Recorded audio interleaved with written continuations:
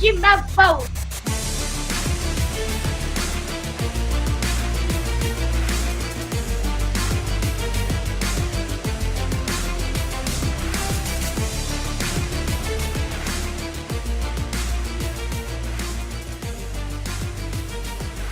Court is in session with Ryan in Sactown on If You Don't Like That. Now, Ryan in Sactown. Oh, must be Rhino.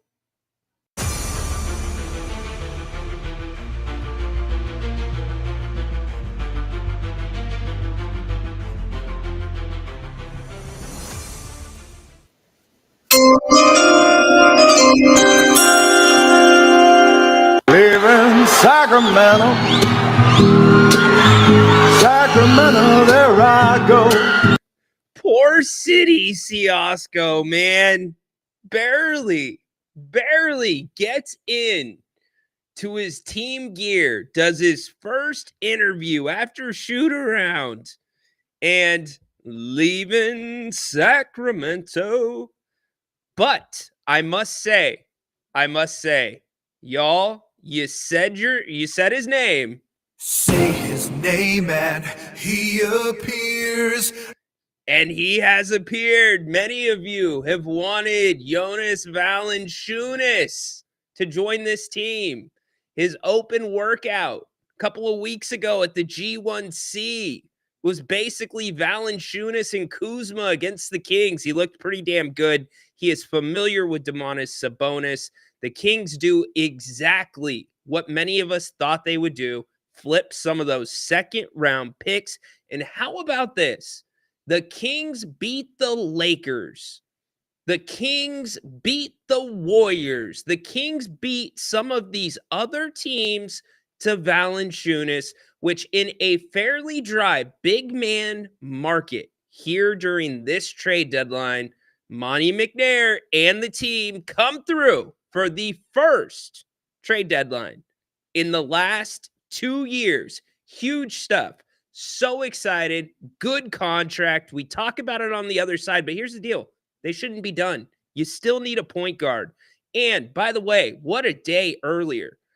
What a day. 2 press conferences. Can you tell? Did anybody watch Grant and Sean? Grant's voice is starting to go. Mine's starting to get raspy. We're coming down to the fourth quarter of this thing. And guess what? We're going to keep running through a wall for all of you. We got the Kings, the Magic tonight. We're talking about it. We're talking about Monty's press conferences. We are also talking about Zach LaVine's debut. And you know what? I'm going to give everybody a one-time pass tonight. Tonight is going to be your one-time pass to complain about De'Aaron Fox. And he started off and hit it a couple of threes. And he wanted Steph Castle to stay on the Spurs. This is your one night. We're done with it after tonight. I get it. He's on national TV. But after tonight, it's done. Enjoy what you have. Here we go. And poor City, man. I feel so bad for him. Welcome into the pregame show on If You Don't Like That. Grant and Ryan break it down. It's Sactown, we're the crown. Needs to be more aggressive on the offensive end. But this is the kind of...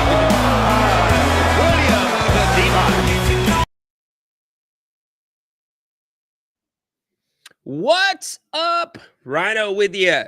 Thanks for joining me earlier. We had over 1,500 people live for the Monte McNair and Zach LaVine press conferences tonight. We've still got a full night of content. We are running to it with the trade deadline. There is about 18, about 20? No, about 18. About 18 hours left until 12 p.m. tomorrow, where we will know what this team looks like for the remaining 31 games of the season. Tonight, game 50 for the Kings against the Orlando Magic. Get up in here. Want to hear from you. The link is in the chat. The OGs that want to call the old way, 916-822-9485. You can hit that up as well. We will be taking your calls and getting you ready. It should be an exciting night at the G1C. I am excited to see what Zach LaVine can do with this group. I'm also excited to see if the Kings are done. Are the Kings done? I don't think they are. And here's the other thing. Did you see the Jimmy Butler deal? Did you see the Jimmy Butler deal to Golden State? 1 first-round pick. Remember how I said we're not going to be able to judge what the Kings got for De'Aaron Fox? And by the way, screw you, ESPN. Screw you. Look, I like Richard Jefferson. I've had the pleasure of being around Richard Jefferson during my times at SDSU. He was really good friends with Luke Walton, who was one of the guys on the team. Chris Walton, obviously his brother. And they would come hang out, play at the rec center from time to time. But to sit there on ESPN and talk about Fox is this all NBA talent and just act like he's Luka going to San Antonio, where the hell was that when he was in Sacramento? I'm just asking, where was that when he was in Sacramento? So it's not really Fox thing. It's an ESPN thing. It's a national media thing. Stop it already, would you? You're killing me.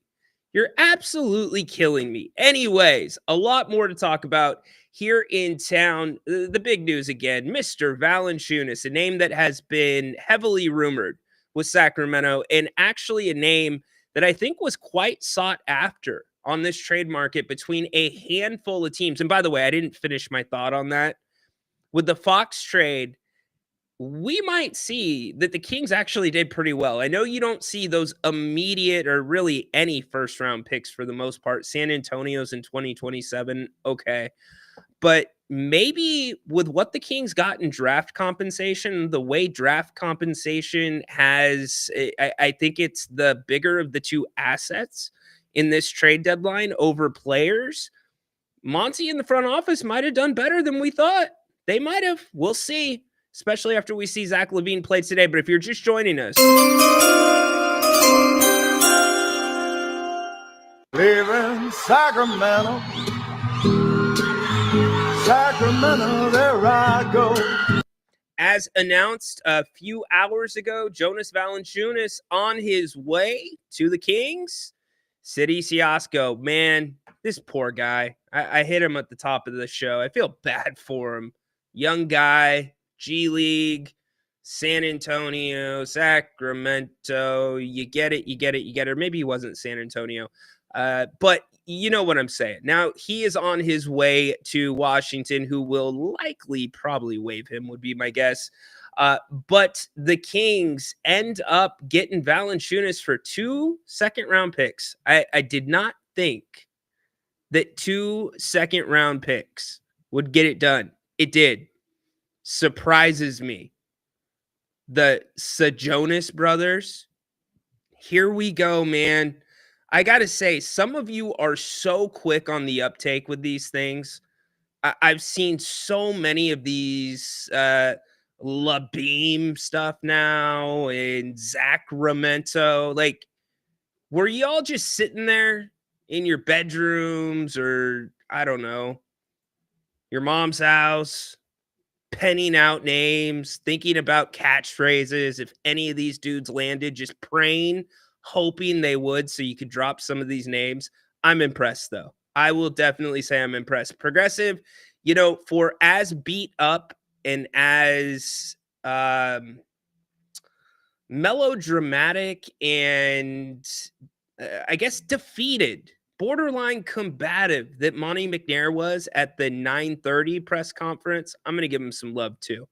It's a good move. It is a very good move. In fact, let's get to the phones. Let's start hearing from all you, and I will get to my thoughts as we go along. Do I even need to take this call? Honestly, Rhino. I knew it. I told you. The Kings needed to get Zach LaVine. I've been saying it since this summer. I said they need Valančiūnas. Rhino, this is exactly what I said. I told you, Rhino. That's what this call is going to be. What do you think? Let's go to it. Dennis, what's up? Rhino! What did I tell you? I love this team. I told you we're going to get out. Yes! Oh, it feels so good. Oh, Rhino. Woo! I'm telling you, man. Yes. Yes. That's what I'm talking about, Monty. That's what I'm talking about. Yes. I just can't believe the Kings beat other teams to it. And I can't believe it's really hard for me to understand why the Lakers, who have like said for how long now leading up to the deadline, we need a big, we need a big, we need a big. You can't give 2 second-round picks to Washington to go get that guy? Yeah. How is he Yeah, still that's a head available? scratcher. How is he still available Yeah, with that's a head 18 scratcher. hours? Well, I But guess it happened a few hours ago, but you get my drift. yeah, I mean, maybe it's more in respect for him and where he wants to go too, obviously. So, but he maybe want to be partner up with his so Jonas brother, you know. So, you know, we got Zach LaBeam. So we're I'm living the dream over here, Rhino. I'm living the dream, brother. Well, now it's got to translate, man. I've got thoughts on it. There's some good things the Kings can do with this now, but it's got to translate. I just remember calling your show, talking to you and Grant during the free agency, and we're like, man, if we can get this guy Jonas, and there no way we can afford him. And then we seen him sign for like $9 million. We're like scratching our head. We're like, well, that didn't seem It's like a the CBA, brother. yeah. It's like we're like scratching our head. We're like, well, that didn't seem like a big contract. But either way, we're here now. We got him. I'll see you guys at the airport to pick. I love you too, brother. Great success. Get Dennis, man. Dude, what am I gonna do with Dennis? GP, how do you follow that up? Hello? GP, what's up, brother? Yo. Hey, man, we got our guy. Just like Dennis You got was one of saying, your guys. Yeah, we did call this one out. I think a lot of fans were, keen in on this help that Valančiūnas is going to bring. So I'm excited to pair him up with Zach LaBeam. I think he'll be lighting the beam tonight. Go Kings! I just wanted to make it quick. Yeah. We'll probably get some more help. This is exactly, I think, the move we needed. And to chime in on the Butler deal, hey, I think they overpaid him. But hey, Jimmy's a big-time player in the playoffs, so they got a good one as well. Yep, they got to get there first, but that's a lot of money next. I mean, here's the deal. This kind of, if you're a Warriors fan, and by the way, I'm surprised that the Heat didn't get a little bit more and didn't get Kuminga. But if you're a Warriors fan, GP, this is your signed, sealed, deliver that this is your last window with Steph Curry. And it's going to suck without Steph Curry. But you bet Jimmy's probably going to opt in for $52 million next year. And you're going to have 2 years at it, and we see where it goes from there. And after that, Warriors basketball is going to be up in the air. But at least they've done right by Steph. And, well, at least hopefully they've done right by Steph, and the roster's somewhat better. But appreciate the call, brother. Yes, sir. Light the beam. Light the beam. Yes, Progressive. Progressive has been climbing the fire ladder to the rooftop every single time we come on the air and screaming, we need a big, get us a big. Now, what's this mean? Let me ask you a couple things. Now, let's go over this. It's got a 7'6" wingspan, Valančiūnas. Not too shabby. The guy can play. I am interested. Here's what I'm interested in. Can he get up and down the court at the pace that this team wants to play? I do want to see how that's going to work out. In the half court, I am not worried about the ball stopping with him. Some people might be. The ball had to stop with him in Washington. If it didn't stop with him, it was going to stop with Kuzma. It was going to stop with Poole. And besides, Washington was doing this ass backwards thing where they're bringing their best players off the bench, which don't get me started. Washington is probably the worst NBA team, and Jerry Reynolds agreed with me, that we've seen in a couple of years, in a while. So he had to do what he needed to do there. The passing, the flow, the half court, so much better if you're the Kings. Much, much better with the second unit. He's not really a rim protector per se. He's got a good wingspan, though, 7'6", so he can disrupt a little bit. Here's the big thing. Everybody always says the Sacramento Kings are small. The Kings are small. The Kings are small. The Kings are small. You now theoretically have a big lineup, and I'm not advocating that you play this lineup all the time, but you have a theoretical lineup where you can put Valančiūnas at the 5, Sabonis at the 4, which he played in Indiana at times, and Keegan Murray at the 3, where he eventually should be at. That's a big front line. That is a sizable front line for the Kings when you play teams like Minnesota, when you go and play Dallas. Now, is it the most athletic front line? No, it's not. But what have I said about Domantas Sabonis for the longest time?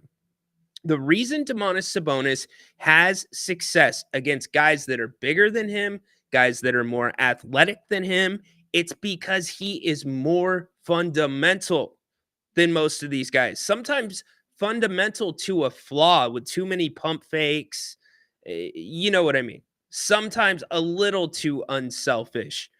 But fundamentals can beat athleticism. And Valančiūnas, he is very fundamental too. Him and Domas go back. Obviously, I'm not going to run through them. They've trained together.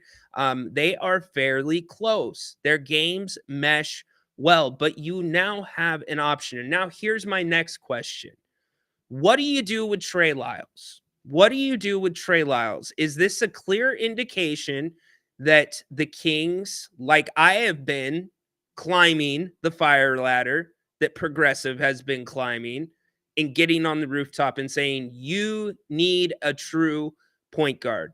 Can the Kings still find a way with 18 hours left in this trade deadline to go get a true point guard? At this point, I'm okay. I mean, I was okay before, but parting with Lyles now makes more sense, especially because he's on an expiring deal. I don't see the Kings bringing him back for a third contract here in Sacramento. So can Monty find a way to get a point guard? Find a way to do it. You only had to give two second-round picks up to get Valančiūnas. And poor City, man. I hope they let him keep his Kings gear. You know that one guy? I forget who it was. He's some social influencer, but he signed like a 10-day contract with the Kings, and he was hanging out, shoot around, and throwing some balls to the guys, whatever. That dude had a longer Sacramento Kings career than City. I feel bad for him, man. That's got to be difficult. That's the business of sports. Hey, and Dennis Schroeder, have fun in Miami, dude. Remember his comments yesterday? Idiot. Absolute idiot. So he's on his way to Miami as well as part of the Jimmy Butler deal. We've got Zach LaVine tonight. He was introduced to the media earlier today. Very confident, ready to go. How do you think he's going to fit in here in Sactown? Let me know in the chat. We'll get to your comments. Obviously, you can call the show as well. We're going to talk about this matchup, talk about this game here in a few minutes. The Monte McNair press conference was exactly what we thought it was going to be. The media, for one of the few times here in Sacramento, teed off on Monte McNair. And Monte McNair was the fall guy. Plain and simple. Monte McNair was the fall guy. He knew what was coming, and it was ugly. It was what we thought it was going to be. Now, if you want to crown them, then crown their ass. But they are who we thought they were, and we let them off the hook. It was brutal. You got maybe a couple of pieces of information in regards to Fox. Monty still says that the players had no say in Mike Brown being fired.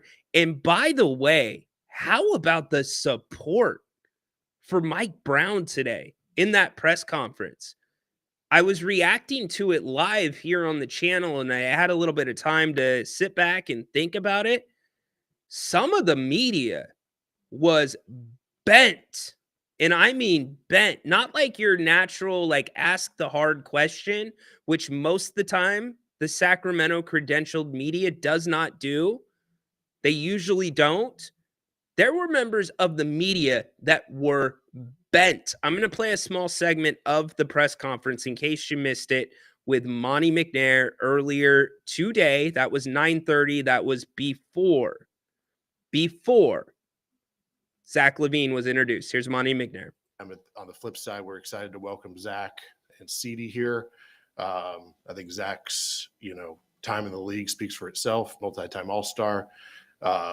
Just an incredible talent, shot making, athleticism, and somebody who, puts his stamp on the court. So we're excited. We'll obviously talk more about Zach later today, I'm sure. So I think that's it for my intro. So let's go. Yeah, Monty, it's been 40 plus days since Mike Brown was fired, and this is the first time we're getting to talk to you. What went into the decision to not hold a press conference before today, and sort of even that playing into one of the reasons why De'Aaron Fox was uncomfortable moving forward because he felt he was left out in front of to answer some of the media questions? Yeah, so I'd say at the time, obviously we were struggling as a team. Mike's done some incredible things for this organization. And, we all saw what he did the past 2+ years for us. So, I have nothing bad to say about Mike. I don't want to come up here and do that. I respect everything he's done. At the same time, we're trying to turn our season around. We're a month out from the trade deadline, and we've got to figure out now with an interim coach how we're going to go turn this thing around. That was the primary focus. I knew I'd come up here and speak to you guys at some point, but that was, it was all hands on deck for that. And so far we've gotten ourselves back into the mix. So, I think we obviously have some more work to do there. On De'Aaron, I think incredible player. At the same time, we've offered multiple extensions. That's been public. And, in addition to public and private conversations that happened before that decision on the coaching change. So Acknowledge me. I'll speak more on that, but for us, it became clear that there was no pathway there for a long-term agreement. And so that's also why we're here today. Monty, I would just like to, say this. I asked this question, because yes, it's been way out since December 28th, since we spoke. Since the firing of Mike Brown, and many of us who was in that gym, spoke to him. And then the next thing you know, he's going to the airport. He gets a message that he's been he's separated, from his organization. As far as full respect, due respect, why did it take so long for you to come out and just say, hey, this is what we did and this is why we did it and we're moving on? Why did it take that long? Yeah, I think as I just answered there, we were focused on the team at that point and turning the season around. And, that was at that time, that was what we were focused on. Some type of feedback. Yeah, understand, from where you're coming from. Yeah. Monty, how was Yeah, somebody said Monty took it on the chin. This was more or less target practice for the media, just to really say what they want to say, let their opinions be heard, maybe get an answer or two that they really didn't get. I see some of you saying it wasn't as bad as I am saying. If you were Monte McNair, it was that bad. I'm telling you, that was uncomfortable. Because there's two scenarios, and both scenarios in which Monty could have played the role. They're both bad, and it's not his fault. I agree. It comes from upstairs with Vivek. Vivek put him in that position. Now, my overriding argument from earlier is this. It limits your pool of future guys that you want to come to Sacramento. It limits the guys that are wanting to, it limits you to possibly yes men as future GMs. Working for an owner like Vivek and seeing how a franchise is ran and seeing how Vivek will run his GM up there the way he did today. And we're not going to rehash everything that we did on the earlier show. But where's Vivek? Why isn't he sitting up there? Oh, my bad. He's too busy with the A's and courting them and trying to get them to stay in Sacramento. So I feel for Monty. It was warranted. It was what it was. It stinks. Stinks for him. Stinks for the fan base. The only people, and yeah, I saw some of you that the media does not represent me. I understand that. I totally get that. There is a reason they only hand out so many credentials. And there is a delicate dance that is done when you have a credential. Many times the questions that we want answers to do not get asked. So I get it. I totally get it. As for the people saying that Fox tampered with the process, Fox did not tamper with the process, y'all. Do you really think the Kings would say, oh, you know what? Let's make sure he's set up better in San Antonio? Yeah, you can keep Steph Castle. If the Kings wanted Steph Castle, which I'm sure that was part of the initial discussions, and San Antonio wasn't going to move on it, De'Aaron Fox had no bearing on that. Get out of here with it. That's crazy. That's crazy. The organization catered to him enough to send him to San Antonio. Fox didn't tamper. Guys talk to each other. That is completely normal. Are you going to say that Fox, Monk, and Sabonis tampered with DeRozan? No, they didn't. I get that's different. That was during free agency, but you kind of feel my drift. Yes, Rich Paul, Fox agent, messed with the process. Fox's agent controlled the narrative, as he is paid to do. It's what he did. Until you can show me some proof that Fox tampered and Rich Paul tampered with it, get out of here. That's crazy talk. It's insane. If anything, with the trade presented the Bulls, we should have gotten Castle.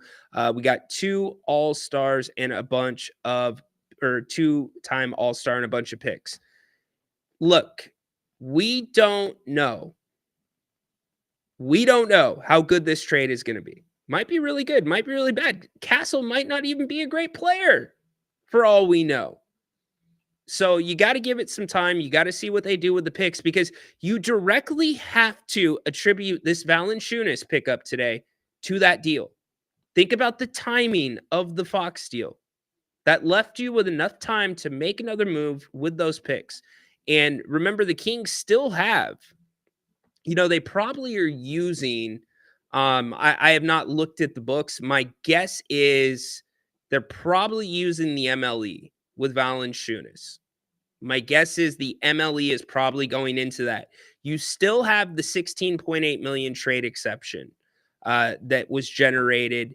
That is good for 1 year. I don't think that's going to be used this time around unless a very, very solid point guard becomes available. I mean, like Josh Hart, somebody of that nature.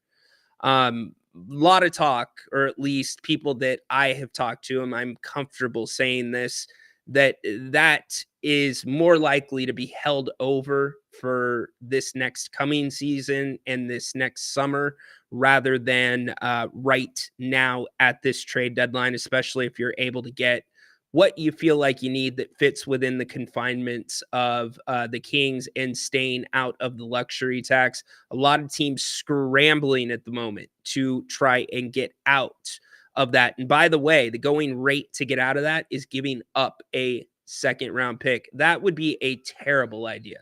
I saw that in the chat before. I appreciate it, Jordy, but that would be a terrible idea. The guy has not been able to play. You realize he didn't play in like a year and a half, 2 years. $22 million, I think he makes off the top of my head. I don't like that at all. Maybe some of you do. If you do, all good. Let me know. Lonzo Ball can help out a contender if he's on the court. Greg Mass, what's up, dude? We need a backup 3 and D wing more than a backup point guard. I disagree, Greg. Here's why I disagree. The hole in the Swiss cheese for the Kings the last 2.5 seasons is they did not have a true point guard. And they were not running an offense that got the most out of Domantas Sabonis. That was the problem. They were using him. Now, here's one. I'll throw one at you. What about Colin Sexton? What if you could go get Colin Sexton and John Collins and use that exception and send out Trey Lyles and Alex Len? How do you feel about that? I don't know if the money works there, but just a thought. But back to my point, the Kings have not had a true point guard. Even with the Beam team, they did not have a true point guard. They used Sabonis more or less in that role. The league caught up to what the Kings were doing with the dribble handoff, aka the DHO, and they didn't adjust to it last year. And there were ripple effects. I mean, absolute ripple effects. Look at how it affected Keegan Murray. Look at how it affected Kevin Huerter. Now, I get those guys have missed wide open shots. They have struggled as well. But the looks that they were getting before were gone, or they were much more difficult. And here's the other thing. You have a roster still to a degree that is loaded with finishers and doesn't have enough creators. Domantas Sabonis, although he can pretty much do anything you ask him to do, and he'll be able to do it at a pretty high level, the last thing you want to do is be running your offense through him.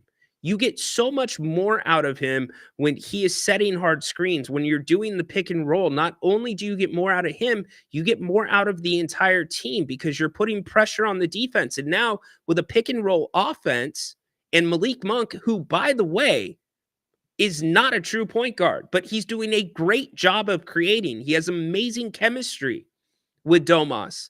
That is what showed the Kings, holy crap, we don't have a point guard. De'Aaron Fox ain't a point guard. Jordan McLaughlin ain't that guy. Devin Carter sure as hell ain't there yet. And the Kings compounded the problem by drafting these guards that were in the middle. They were between point guards and they were between shooting guards. So they never had one. And now you see what happens with a true or something close to a true point guard on your roster. And now you look at the roster as it sits right now. You get another true point guard in here because Valančiūnas, a guy that can play excellent pick and roll, a guy that sets very, very good screens, a big body. Sabonis sets the best screens. Let me repeat this. The best screens in the NBA. All too often, Kings guys are not using them. In fact, Malik Monk is probably the only King that uses those screens the right way. There were 2 or 3 times last game, Sabonis got called for offensive fouls because guys are not rubbing off of his shoulder on the pick and roll. But back to my point, now that you've got Zach LaVine on one side of the court, DeMar DeRozan on the other side, and you have a roaming Keegan Murray, what are you going to do as a defense when Monk and Sabonis are running that pick and roll? You're going to have to help to one side or the other. Who's it going to be? Pick your poison. And Zach LaVine, although him and Fox can be similar in certain ways, here's one big difference. Zach LaVine is way more active without the ball than De'Aaron Fox was. So you absolutely need a backup point guard that is a ball handler, that is somebody that has great court vision, that can put pressure on the defense and knock down a shot if he needs to. That's what you need. Because right now you're looking at Colby Jones, who was recalled from Stockton. You're looking at Devin Carter. You're looking at a combination of LaVine, Keon, and Debo running some de facto point guard. You got to go out and get one, at least until Devin Carter has time to develop more, because it's out on film that Devin Carter cannot handle the pressure with the ball offensively. And the same thing goes, exact same thing goes for Colby Jones. I'm hoping that changes. Colby has been playing really well in Stockton, but the NBA is a much different beast than the G League. Although the G League down in Stockton, the Kings are running an excellent program. As for tonight, the Magic roll into Sactown. That show was earlier. Let's get that down. Hopefully you enjoyed that one. Magic roll into Sacramento, losers of 9 of 10 games. They have won 1 game in their last 10. They lost to Golden State a couple of nights ago. They have been ravaged with injuries. Point spread on this one, 5.5. The ESPN matchup estimator actually has Orlando with like a 52% chance to win. I think a lot of that has to do with the turnover with the Kings, uncertainty about Levine, and the Kings are coming off of a long road trip. Now, the road trip, they were under 500, but I don't care that they were under 500. I just care that they returned home over 500. That was really big to me. What can you expect with this Orlando team when they're healthy? They play really good defense. They can play really good D. But looking past that, the Kings have a clear advantage tonight. There should be a ton of momentum in that building. First night with Levine. And how about a guy? We haven't talked about him much in his introductory press conference today. Dude wants to be here. I'm excited for that. That's a good thing. That doesn't always happen. Does not always happen here in Sacramento. Point to some of the greats. Chris Webber didn't want to be here. And then he gets a taste of the Arco Thunder and the success. So the fact that Zach LaVine wants to be here, we'll look past the point that he's a Raiders fan. I'm just kidding. I actually give the nod to Raiders fans over Niners fans. But I'm excited for it. I think all of you are excited for it as well. Labeem, see, look, we're still getting names in there. I love it. DSC, yes, we do need a real point guard. Ball movement won't start unless a play is established by one bringing it up the court. Well, here's the deal. The Kings are not running a lot of plays, nor do they plan on running a ton of plays outside of the pick and roll. You're going to get some occasional horns. You'll get a couple of pin downs. You'll get pistol once in a while. But when it comes to the point guard, it's just important with the way the Kings want to run pick and roll. It's how you use Sabonis.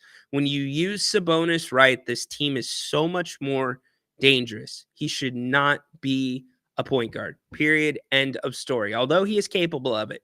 Now, that being said, there was a couple things last game that bugged me about the Kings. If you were watching the game, Malik Monk in the second quarter yelled out, "You got to shoot that."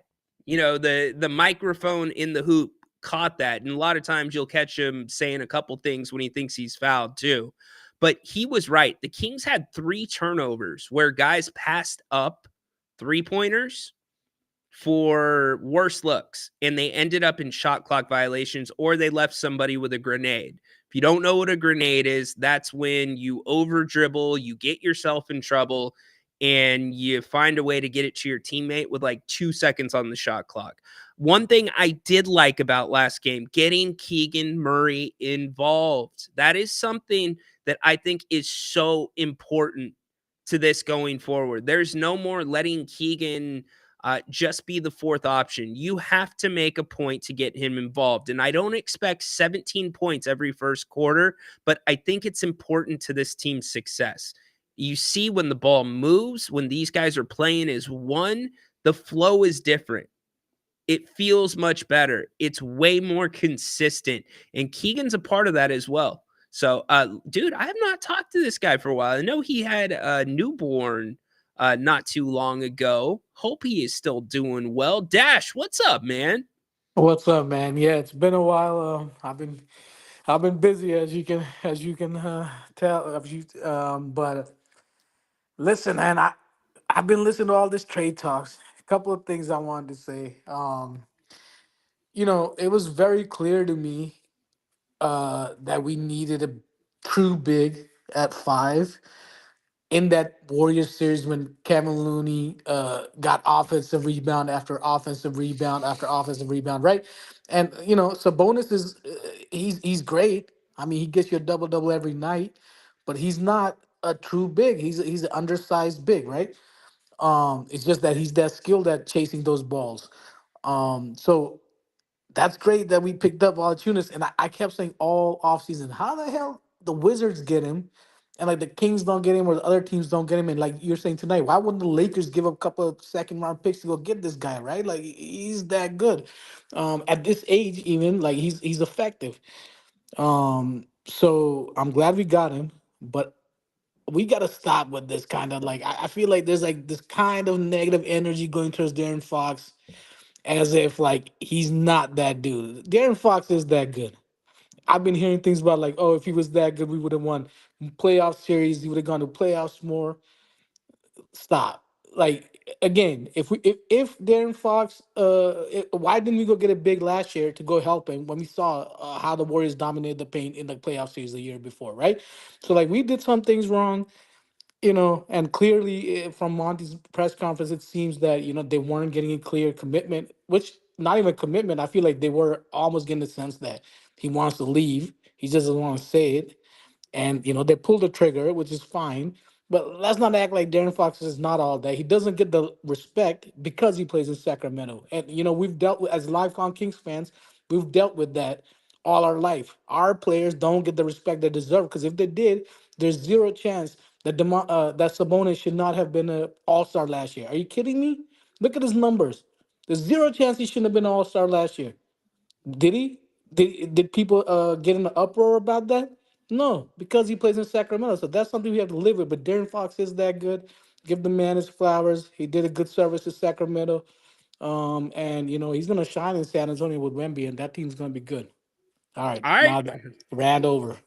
Appreciate you, Dash. All Take right, care man. of that. Take Take care care, of that. buddy. Is it a little boy or a little girl? Little girl this time, but I have a 3.5-year-old boy. So two. Oh, you Hey, got anybody two. listening? One's easy. Think about before the second one. Free Dude, advice. I heard it gets easy with the second one. Nah, not. If the older one's a little bit older, yes, but not when Okay. they're like a 3.5-year-old because he's just, the jealousy factor comes in and he just wants to Ah, break everything. gotcha. All Gotcha. right, All man. right. Hey, let's Appreciate go. you. Sacramento, light the beam. I like the trades. Hey, come on. We can do. Let's make the playoffs this year. I love the move so far. Cool. Appreciate you, All right, Dash. Be buddy. well, Take brother. care. Thanks for calling the show. Yeah. Dash is not going to like what I have to say. He is not going to like what I have to say. Now, the Sabonis stuff, agree. How you are all NBA but not an all-star, that's crazy. And that is definitely the case of having to do twice as much to get half of the recognition because you're in Sacramento. The other side of that, especially this year, and there's the whole argument about these individual honors and awards now being graded on a team curve. There's that aspect too. But the other side of that, and Grant mentioned it, it was a great point. This was his point that the coaches vote the reserves. The coaches were not happy, and that's a tight fraternity. It is. That Vivek Ranadive passed over two coaches on the bench to go to Doug Christie in the fourth chair. And I think some of that affected Sabonis. 100%. Now, let's get to Fox Dash. I am not going to use the Sacramento stink to give Fox a pass. If we want to sit here and say De'Aaron Fox was a good player, I'm all for it. If you want to sit here and say he was an all-star, I'm good with it. Now, I might push back a little bit there. Not going to really push back, but I'll say I'll push back a little bit. If De'Aaron Fox wanted to be that good, he wouldn't be in San Antonio as a 1B to Wemby. If De'Aaron Fox wanted to be that good, this team would have made the playoffs before Sabonis came here. De'Aaron Fox is okay with being good. He doesn't want to be that good. He doesn't want to take that extra step that it takes to be that guy. And it's clear as freaking day with the decision to go to San Antonio.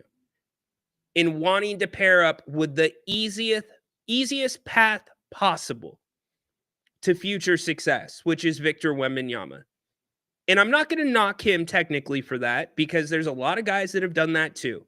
Kevin Durant has done that. LeBron James has done that. But that is a choice. That's a choice. And I think it's an excuse, and I think it's a cop-out to say the Kings did not try to do more with De'Aaron Fox, or they could have done more. Yes, the Kings could have done more around the fringes, but let me ask you, if Domantas Sabonis doesn't bring out more of Fox, if Tyrese Halliburton doesn't bring out more of Fox, if DeMar DeRozan, who De'Aaron Fox helped recruit, doesn't bring more out of Fox, what the hell is Valančiūnas going to bring out of him? What the hell is Hachimura going to bring out of him? It's not, the fringe guys aren't going to matter. Now, it might have made the team better, but it wouldn't have mattered. Fox was going to be who Fox wanted to be here. The bottom line is Fox's game is getting to the hoop. It's getting to the paint. Do you know how big of an ask that is for a guy? I get he's decent sized. I get he's long. He's not built as well. But night in and night out, that is a big ask. That takes years off of your career. Some guys opt to do it anyways, and they end up being great. SGA, it worked. De'Aaron didn't want to do it, and he's not going to do it in San Antonio. They listen to Vassell say, and when I say he's not going to do it in San Antonio, he ain't going to be that guy. He ain't going to be an SGA type. He ain't going to be a Brunson type. It's not going to happen. Vassell is like, oh, who's going to stop the Wemby and Fox pick and roll? Easy. Fox. It's not going to happen. The guy's not a good pick and roll player. If you can't play pick and roll with Domantas Sabonis, you can't play pick and roll with anyone. I'm sorry. You can't. So, Dash, I get what you're saying. Fox is good, but he chose not to be that good. At least he chose that here in Sacramento. And by choosing to be a 1B in San Antonio, it's clear as day. Clear as freaking day. I still got love for Foxy. I just accept him for what he is. There's this small subsegment that thinks he is this superstar that the Kings screwed over. No. It's big fish, small pond. It's what it is. Totally what it is. Doug Christie talked about what he liked from last game in Minnesota. Would like to see some of that stuff carry over. Here was Doug after last game. Incredible fight by a group of men that refused to let them circumstances dictate their reality. And so super proud. Jay, does that answer your question, by the way? Okay, thank you. But all in all, a really good team in Minnesota, and to come in here at the end of a road trip with all that has transpired, I'm just super, super proud of how they presented themselves, how they continue to fight. And Dash, that's my point, brother. That's my exact point. But what more do you need? He's 25, 5-5. You're right. Not a lot of guys can do that. He has the tools. He has the toolbox to take himself to the next level, to take himself to the SGA, the Brunson level. The toolbox is there.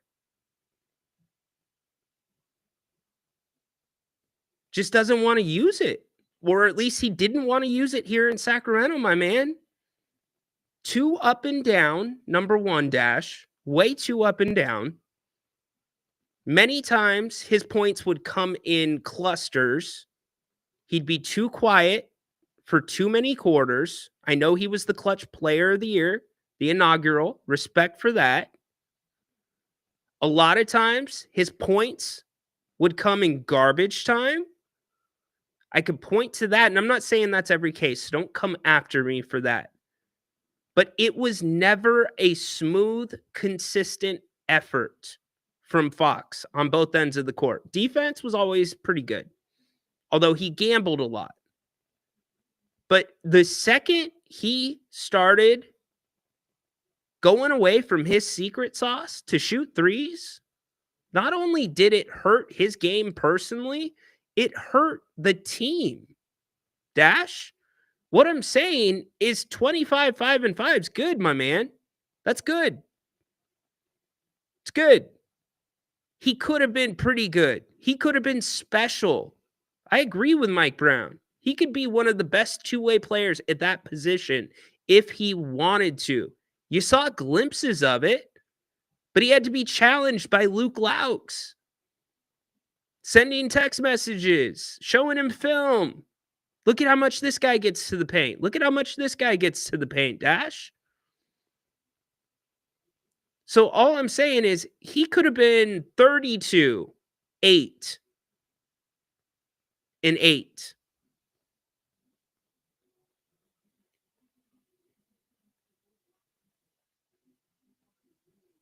It was a choice, man. It was a choice. And the arguing with the refs the last couple years, crazy. You don't see the other guys do that. So the second he sat back on that three-point shot, that changed everything. Changed everything. Back to Doug Christie. Most of all, how they stayed together, because those are moments that build and show character, and super proud of them.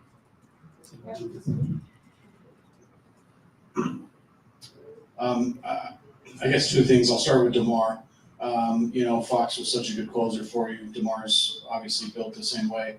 How confident and comfortable are you putting the ball in his hands in those situations? Super, super confident. Sometimes it'll be a post. Sometimes it'll be a side pick and roll. Tonight it was in the middle of the floor, trying to find the proper matchup and the switch.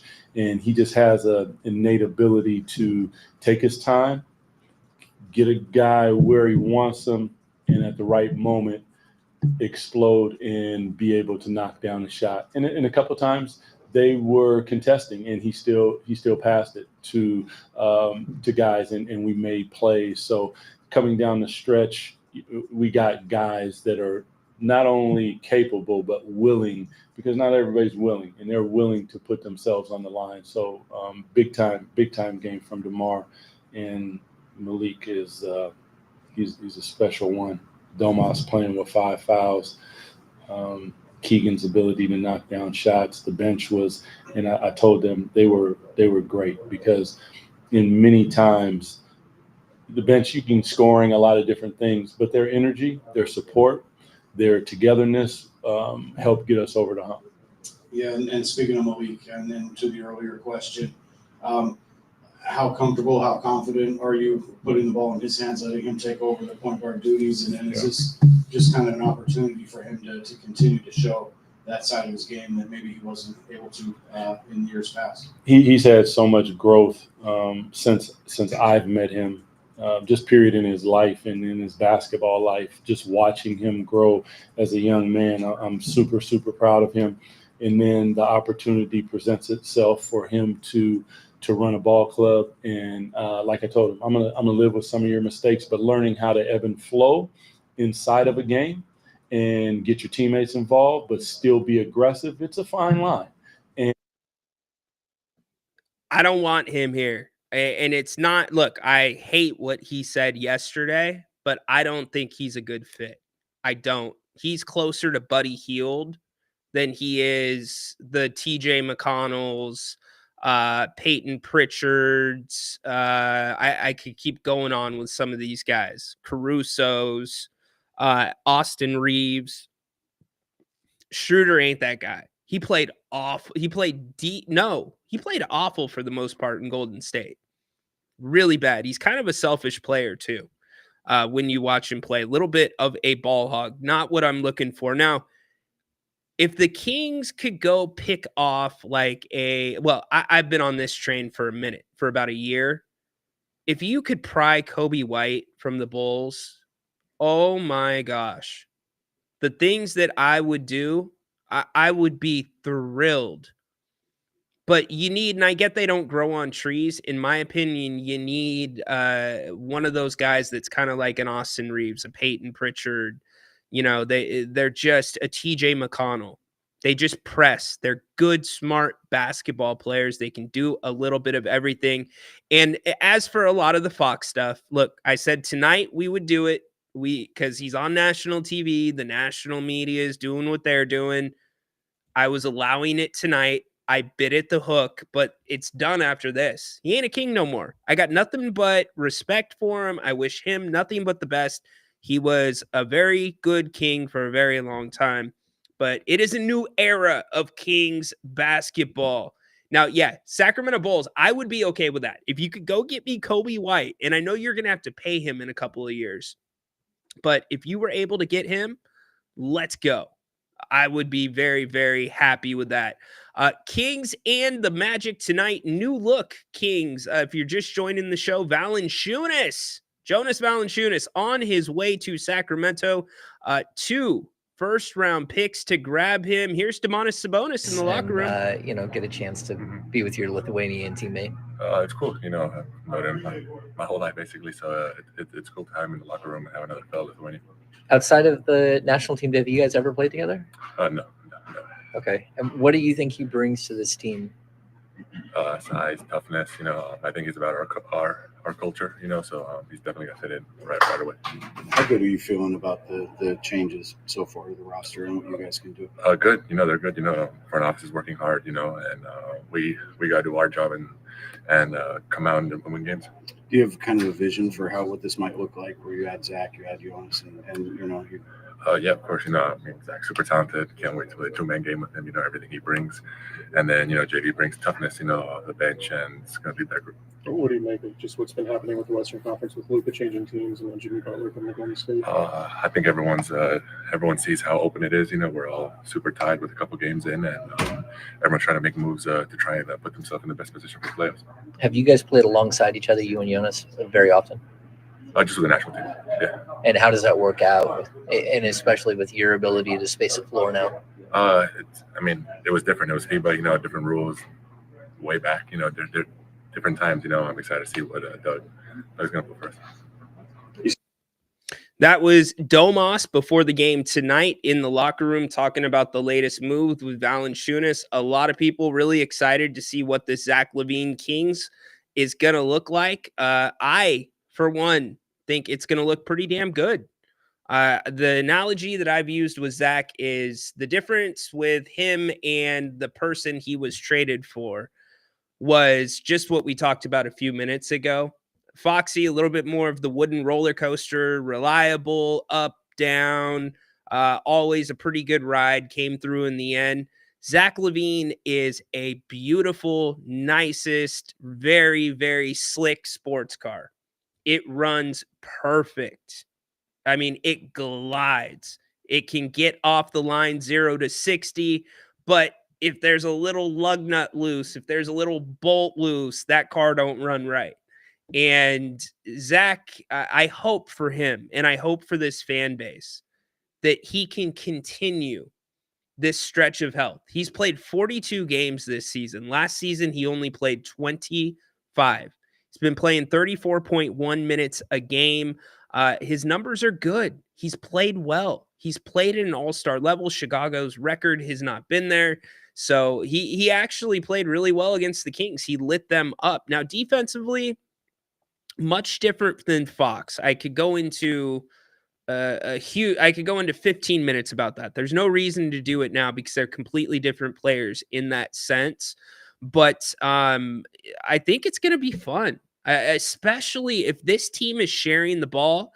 As much as people think that the ball stops with Zach LaVine, he is not going to come in and be a Debo where you see the back down in the ISO. You might see it once in a while, depending on if he gets a mismatch or not. But a lot of what Zach does is within the flow of the offense. I think the pace absolutely can be what it has been when Fox does not play. I think it might even be able to be a little bit higher at times. And Zach is averaging 4.5 assists a game. And that's with the Chicago Bulls, who are not very good. So now that you got guys that can knock down some shots, again, I would like to see Doug make a concerted effort to try to get Keegan Murray more involved. I think that is essential for this team's success the rest of the way. And the bench, we know what the bench needs to do for now until Valančiūnas can get here, give us some reinforcements. But overall, it is an exciting time. Zach LaVine, I'm looking at some videos of him warming up at the G1C as we get closer and closer to tip-off. Doug Christie before the game tonight. Since it's official, Zach LaVine added to the squad. Just what's your expectations for him tonight, and just how excited are you to have him on the roster? Super excited, big time fan. My expectations are all the greatness that I know is in him. He's just the ability to talk to him, sit down, break some bread, and yeah, I'm excited. Yeah.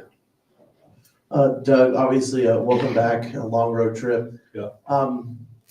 Obviously, record-wise, it was a bit of a tough trip. You guys are going through a lot with trades and personnel changes. Where's the group at right now? Just where your head's at, and how do you guys kind of move on for tonight's game? I think everybody's in a really good headspace, man. This time of the year is difficult for individuals, for teams, for organizations, for families. It's a tough time, but it's part of what we do.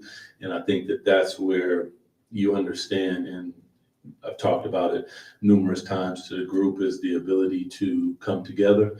The 2-3 hours that we're in here and we get between the lines, that's when all this goes away and nobody can touch you. So this child's game that we've played all of our lives, enjoy it, play it with a childish joy, and instill the opposition's joy always.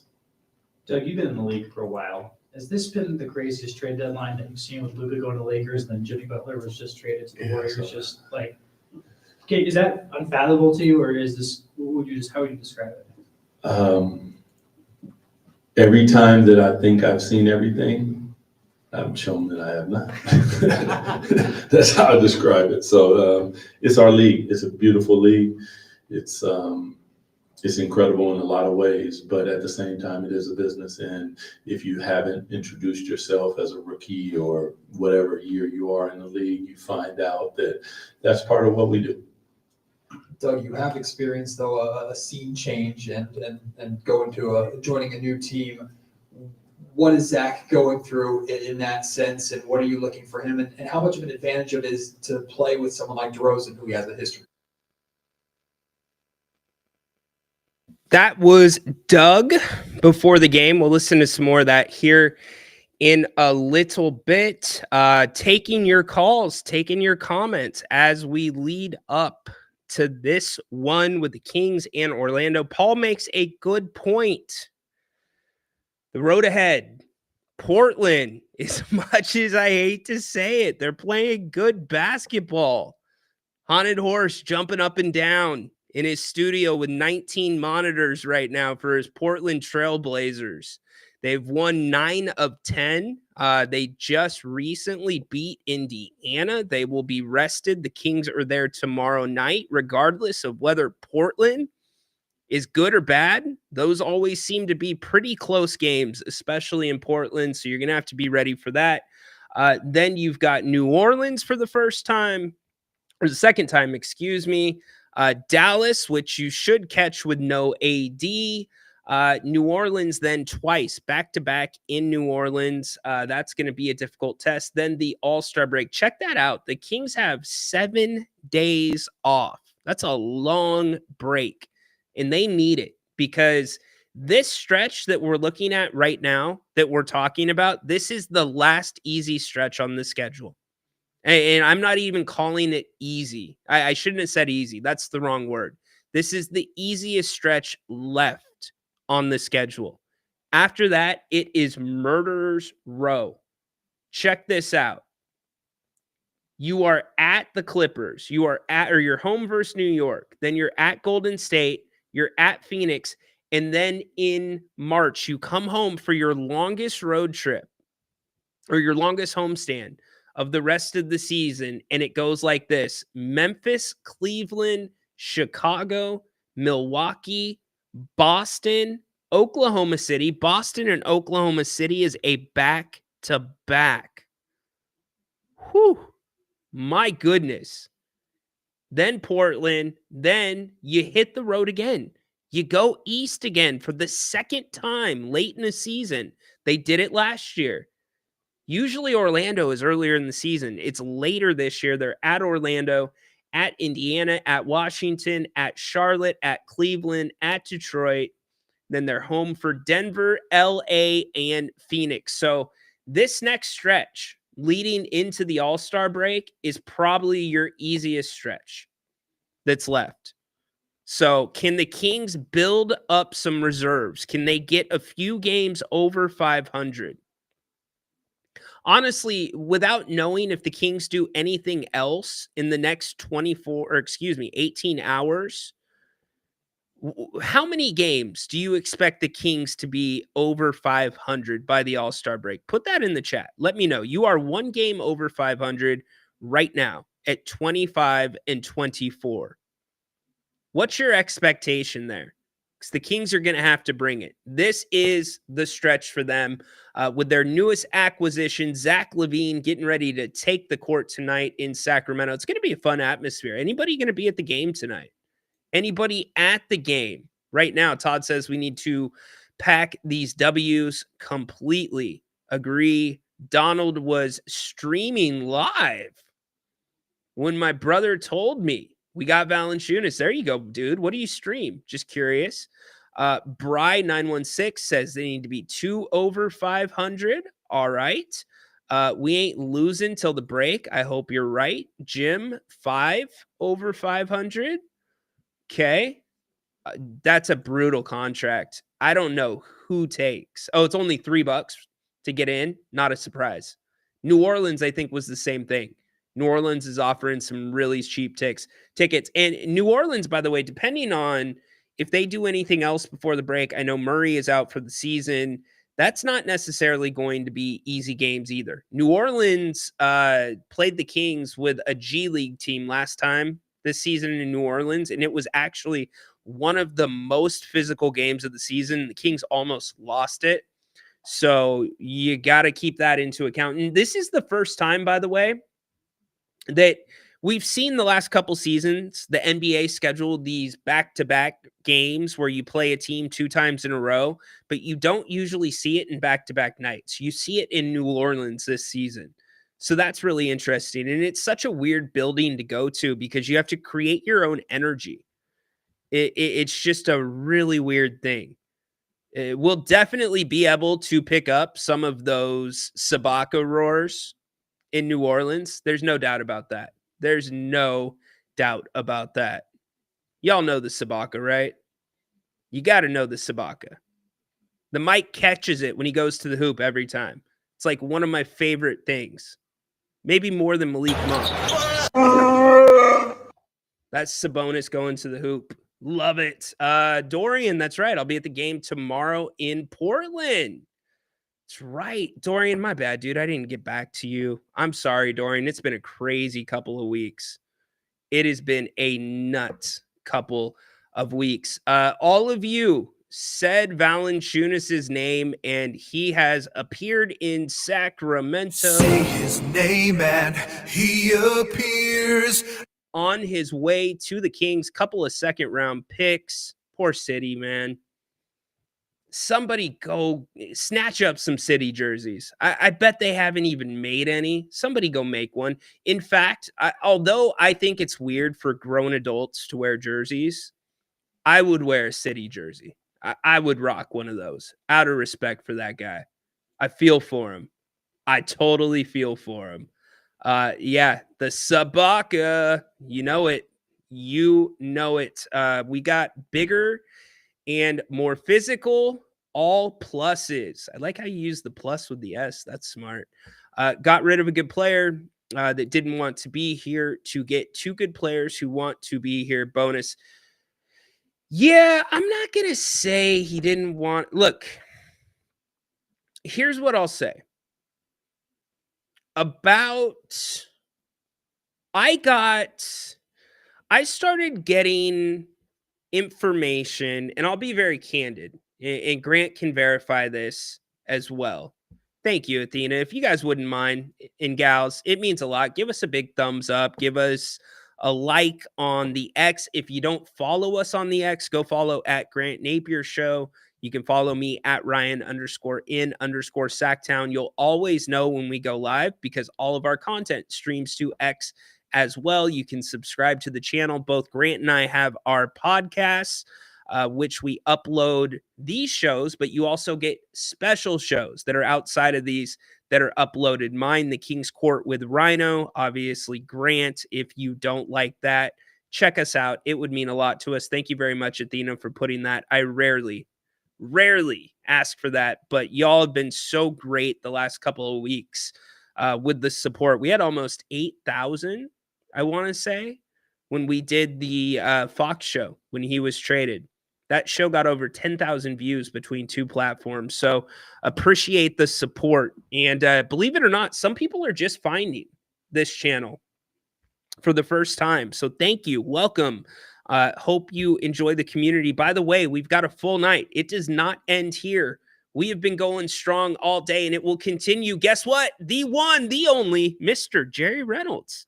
He is with us at halftime. If you're new to the channel, Jerry, the only place you can find him at halftime for Kings games is right here. He'll give us his take on the moves, the press conferences today, what he sees with Zach in the first half. And he will be back as well tomorrow for our Kings Roundtable, which is going to be at 4 o'clock. And then I'm going to do a special tomorrow for the trade deadline. We're going to do another morning show. So make sure that you come back for that. And then post game tonight, Napes, myself, the original, the show that put this channel on the map, will be here after the game, breaking this one down and always taking your phone calls. So looking forward to that as well. So it was after it was before the two Lakers games. And I started to get some information from people that, and for those that don't know, I'm pretty plugged in.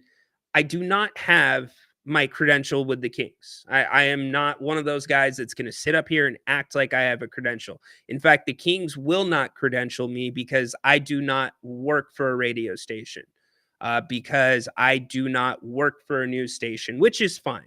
That's their choice. I don't need to be credentialed. I have created my own access. In some ways, it's made the process different and in some ways easier. But that does not mean that I'm not plugged in. That does not mean that I don't work within the same confines in terms of ethics and what to report, when to report. I don't call myself a reporter. I call myself more of an insider.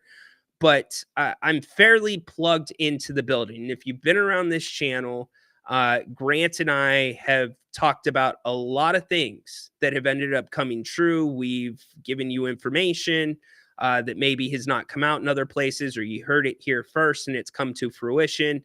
So I started to get some rumbles before that homestand. And it was a week before the Draymond Green podcast came out. It was before the Rich Paul meeting with De'Aaron Fox, that with Monte McNair, things were not great. And we knew the team was underachieving with Mike Brown. We knew that was going on, but we didn't know exactly what was off. And from that time forward, Grant and I exchanged messages that night. And I told him what I was hearing. He had been hearing some similar things. And it snowballed. From there, it snowballed, and it got to where the Kings kind of went back and forth with Mike Brown and De'Aaron Fox in the media, calling each other out indirectly. And if you're just listening to what they're saying word for word, maybe you're not seeing between the lines or reading between the lines of it, but it was very clear that they were exchanging shots in the media with each other. And so as we kind of dug deeper, things got worse with the team. And then you get to the losing streak. You get to the game where De'Aaron missed his assignment against Detroit, which that play, many fans say, cost the team the game. That night, I said De'Aaron quit on the team. And I stand by that. If you look at that play, it was viral here in Sacramento. He was completely out of place. He was flat-footed while the ball was in the corner with his man, and he fouls Jaden Ivey. Game ends. It's the climax of what happened. Mike Brown gets fired. But fast forward to where we are now. And DeMar DeRozan talked to Jason Anderson. And DeMar talked about how the last month has been very difficult within the team. A lot of different things happening, changes. Jason does great work. Go check that out at sacb.com. But it has been, for lack of a better terms, it's been distracting behind the scenes. And the fault does not fall in one area. I can sit here and tell you with all of my credibility and my entire heart, there is not one person to blame for this, whatever season you want to call it up to this point. I'm calling this the third season. We had the first season where Mike Brown coached the team. We had the second season where the Kings went on the run under Christie while Fox was still here. And last night or 2 nights ago kicked off the third season with De'Aaron Fox not on the team. So the Kings making the decision to bring Doug Christie in, while not popular amongst the NBA coaching circles, it made sense because of what was going on in the building. Procedurally, it didn't make sense. But to treat the issue that was going on inside the team, that was the right move. And I think it showed in some ways. Things have been simplified. Guys are thinking less and playing more. They have been playing harder. A lot of that is gone. So now that De'Aaron Fox is no longer here, and again, I go back to say this, it's not just a De'Aaron Fox thing. Not sitting here saying De'Aaron Fox was the problem. But now that Foxy's no longer on this team, it's another start for them. They've got Zach LaVine, somebody that DeMar, very familiar with. They played a lot of basketball together. Doug is familiar with Zach LaVine. They're both from Seattle. So I'm very interested to see what this team can do without being held down and distracted by other things. And by all accounts, the last couple weeks, although Fox did not, and I stand by this, Fox did not ask for a trade. Stand by that. Now, did he end up in this position and put the team into a corner? And in some ways, did he do a favor for the team? Kind of. That's for a separate podcast. I've talked about it before. We can talk about it later. But that's all gone now. You've got 18 more hours till the trade deadline. You're bringing in a big, something that's been desperately needed for this team. Can Monte McNair go get any more help before the deadline? Whether you all think it's a 3-and-D, I think it's a point guard. Is there anything else that can be done? But I can tell you this, as the deadline gets closer and closer, we're less than 24 hours from it, that Fox trade so far is looking better and better. Let me repeat that. The Fox trade is looking better and better. Grant and I were both very skeptical of the picks that the Kings received in exchange for De'Aaron Fox and obviously Zach LaVine as well. But as this deadline goes along, because I thought as I sat here on the show earlier today and we talked about acquiring a Valančiūnas, we talked about acquiring a John Collins, I didn't think 2 first-round picks would get it done. I didn't. I thought that was going to be the starting price when in fact 2 second-round picks, I didn't think 2 second-round picks would get it done. Thought it was going to be the starting price. It did. So when we were talking about the Fox trade, theoretically, last week and the week before, and we were saying, well, you could be one of the first teams to go. You could be one of the first dominoes to fall, which means you might get a better deal that's better than the market really is, or you might get a worse deal. You don't know.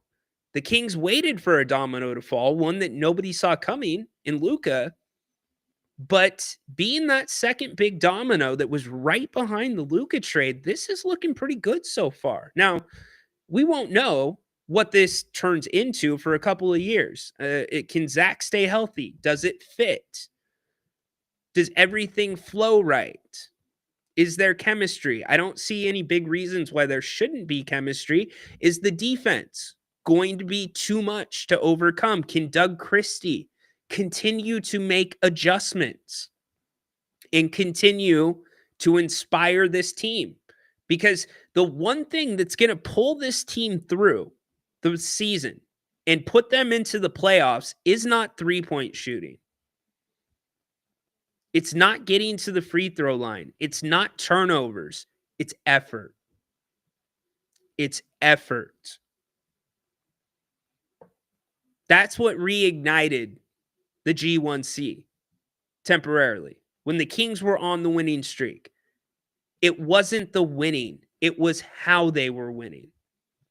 It was playing ping pong back and forth with the crowd, giving them the stuff they love, which is diving on the floor, the effort plays, the stuff that doesn't show up on SportsCenter. That's the stuff that Sacramento fans, in my opinion, love the most. So can Doug Christie continue to get that out of them? And can he continue to also, I thought he coached a wonderful game in Minnesota, bringing Domantas Sabonis back into the lineup when the score was 88-86 towards the end of the third quarter. Excuse me, no, not 88-86. It was 85-84. And there was like a minute or two left in the third quarter. Domas had 4 fouls. And he brings him back in. And you're thinking, that stopped the run temporarily. Didn't stop it, but it put a Band-Aid on it. And let me flash you back to the first Minnesota game.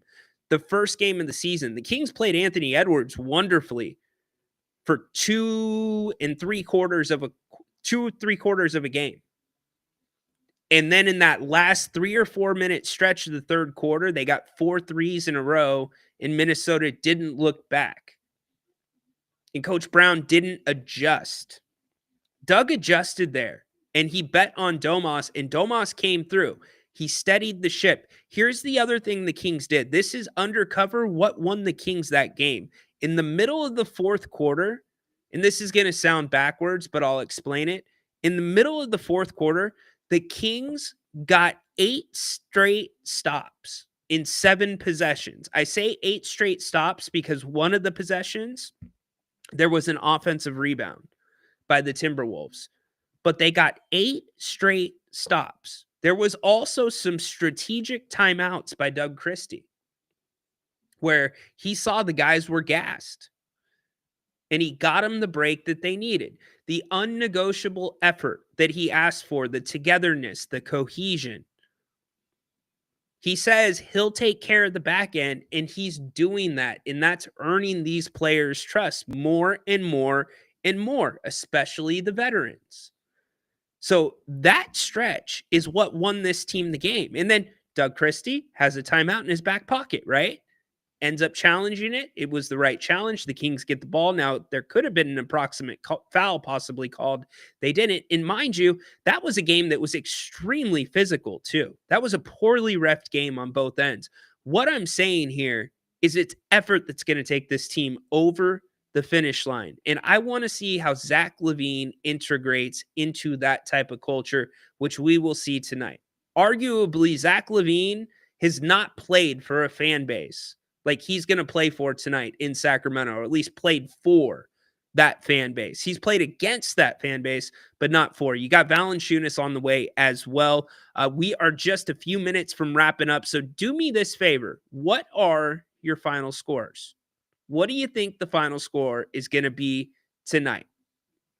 Put it in the chat. We'll get those up.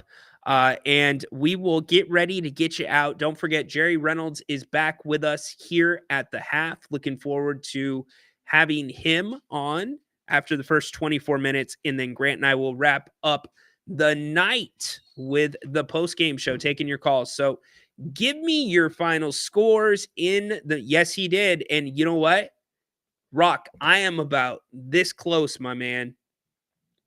My voice is like right there. I've got about 36 more hours. Can my voice make it through the rest of the trade deadline tonight and tomorrow's back-to-back? We will see. One thing, regardless of your final score, I can promise you will score every time you get to Bennett's. BennettRestaurants.com. Check out Bennett's American Cooking, prime cuts of seafood and steak, easily my favorite place in Sacramento. They have it all. And when I mean they have it all, want a great prime New York steak, filet mignon? They got that. And I mean, they got it good. Check out this picture. Looking damn good. Want an awesome salad? They've got incredible options. Their steak Cobb is one of my favorites. Nice piece of seafood, prime cut of seafood. How about the redfish? So damn good. What I'm saying, go to Bennett'sRestaurants.com, check out their regular menu, but make sure you check out the specials as well. They've got awesome specials that run all week long. Happy hour, 2 to 6 o'clock every single day. My favorite, my family's favorite, weekend brunch. Weekend brunch, 11 to 2 p.m. All 3 locations, Sacramento, Howe and Fair Oaks, Roseville, and Rockland. Prime rib on the weekends, wine and dine Mondays. I'm telling you, go check it out on the website.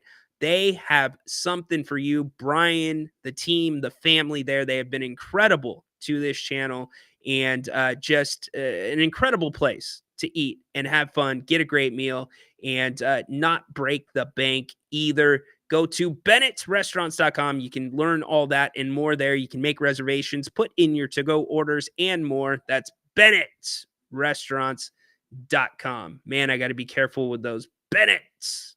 This voice is on its last hinge. T ain't bringing it back. I mean, I got the soda water going, the mint. What is it? Mint and lime. We'll see if it pulls through. All right, let's get to your scores, and then we are going to get you. Can you see from New York City? What are you talking about, Finchy? Oh, Patrick's here. 128, 123 Kings. All right.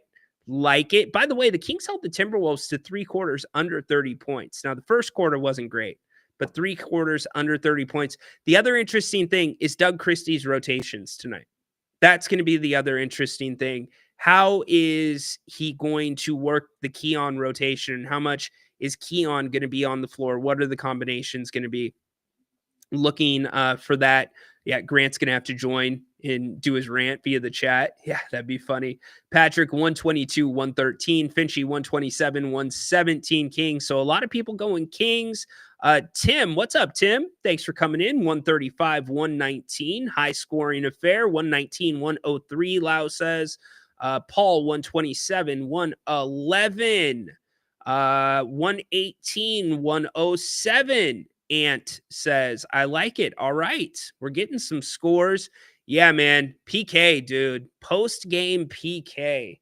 This guy's legend is growing as each day goes on. And the funny thing is, I mean this, PK, I don't think he does it on purpose. I just think PK is that passionate, and there's just not much of a filter. But damn it, do the people like it? Grant and I sit here and we're like, What is that? Huh?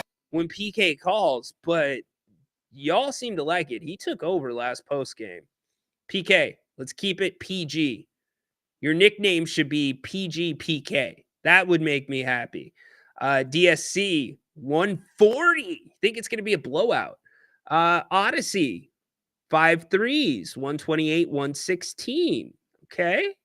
PK's like Ryan in Wichita. So good. Well done, Wilson. Well freaking done, Wilson. Good job, man. Rhino. Good job. Oh, Rhino. Good job. Simon, 132, 112. Who's your wild card for this game? I'm just curious. We've got a couple of minutes left, like 1 minute. Give me a couple wild cards. Give me a couple of wild cards. Zach LaBeam, the Mat Man. Okay. All right. I like it. Furious 118, 112. PK for point guard. No. Interesting name here. Mob, what's up, dude? 103.89. I think it'll be a little higher scoring than that, but we'll see. All right, it's it. Go enjoy the game. Marathon of a day. This makes like my 5th hour on the air, and we've still got about 2 more to go. Love it. And Keeks basketball. Let's go. 24 hours, less than 24 hours until the trade deadline. Valančiūnas on his way to Sacramento. Leaving Sacramento, Sacramento, there I go. Keegan to hit 6 threes. Look, I think I think he's on the verge. I also think watch for Keegan to get a lot more looks around the rim. A lot more looks. I am thrilled that we're going to have Kyle Draper tonight. Kyle and Katie. That makes me feel better than the alternative. Edward, excited to watch the game. Hell, get out there. Go watch the game, y'all. But make sure you come back at halftime. Jerry Reynolds with us right here. We'll get his take on the Valančiūnas trade. We'll get his take on Monte earlier today. Zach LaVine. So much more. Keys to the second half. We'll see if Grant has a voice. And we'll have some fun. So come back at halftime. And then remember, we are back post-game as well. We'll remind you that at halftime. Enjoy the first half. Thanks for being here. Go Kings. Light the damn beam. We'll see you in 24 minutes.